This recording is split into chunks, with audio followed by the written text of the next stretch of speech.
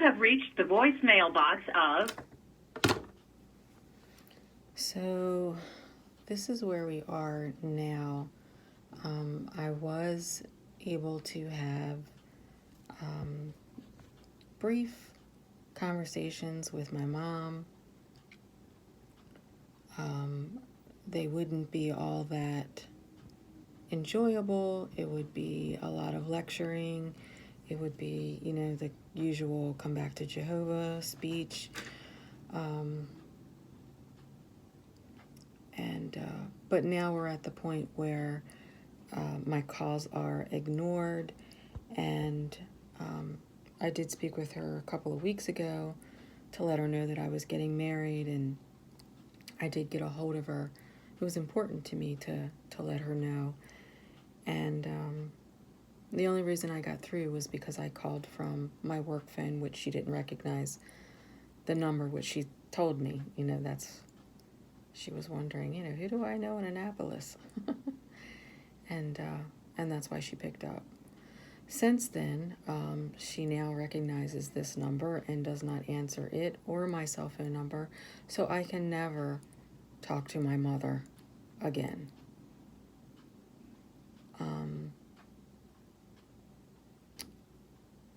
I love my mother. She's a very good person, and I feel like I've been a good daughter to her, and I just don't know how she's able to, I get it if you don't want to socialize. I get it if you don't want to be part of my life, but you can't just allow your child that you can't have like a 2-minute conversation. Oh, okay, I'm glad you're well. And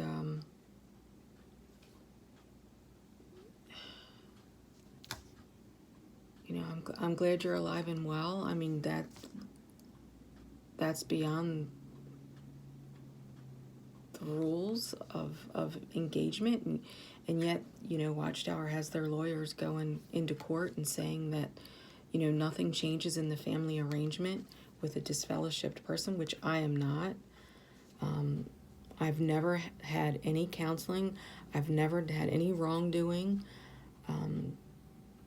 I left simply because I didn't believe in their beliefs, and I happen to be a believer of Jesus. And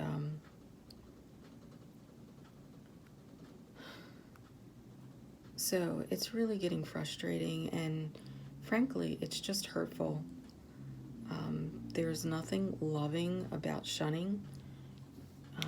She says she needs to make a stand with Jehovah, and she needs to serve him versus interacting with her child, which she would love to do, but again, she needs to make her stand for Jehovah and not for me.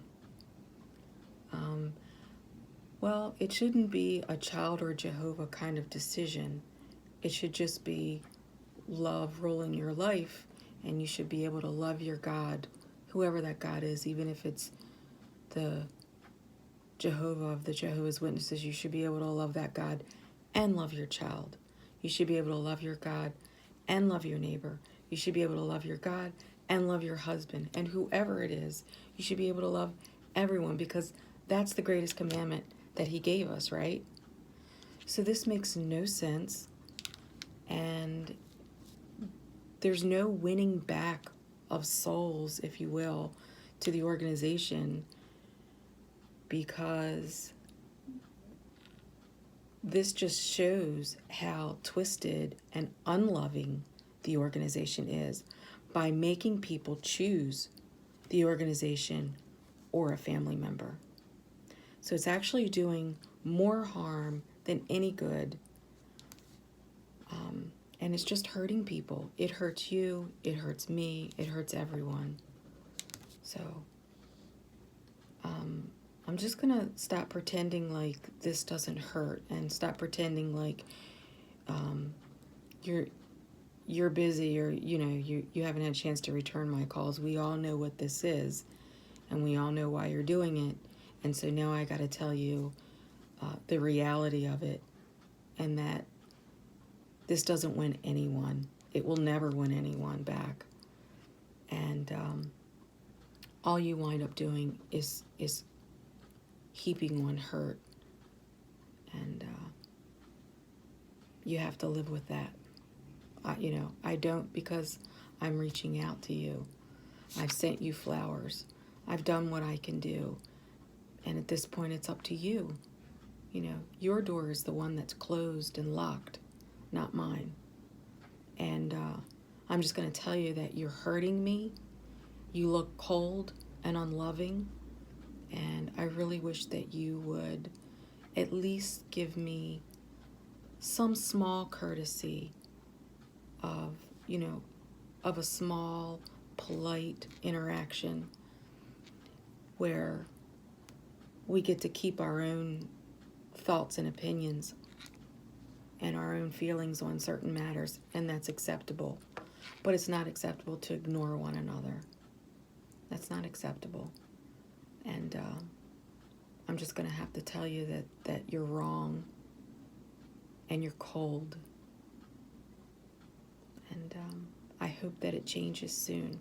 I hope that you can be part of my life, because I love you, and I just want to have a good relationship with you, and I want to enjoy the time that you have left on this planet. So I've done what I can here for you. Please think about it.